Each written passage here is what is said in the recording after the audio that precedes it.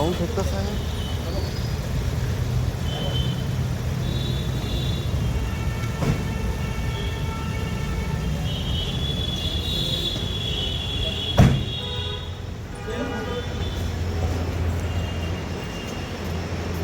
किती होते ना?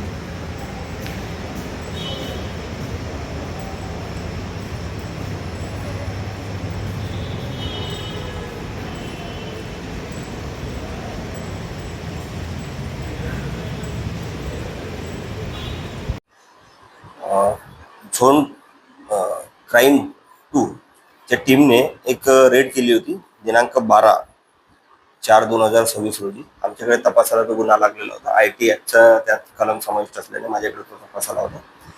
सदरच्या याच्यात 4 आरोपी अटक करण्यात आलेले होते आणि त्यांचा PCR घेण्यात आला. त्यामध्ये 10 बँक पासबुक मिळालेले आहेत आणि 12 मोबाईल्स मिळालेले आहेत आणि त्यात 24 सिम्स आहेत. हे इतरांच्या नावावर आहे, त्याच्यामुळे त्यात 336(3) हे पण कलम समाविष्ट करण्यात आले.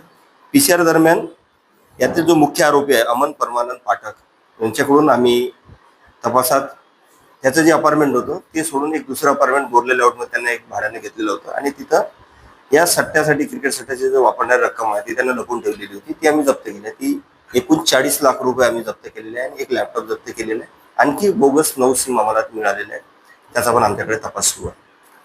कशा प्रकारच्या मॅचवरती हे क्रिकेट सट्टा चालू होता आणि याच्यामध्ये आणखी किती आरोपी वाढण्याची शक्यता आहे की काय?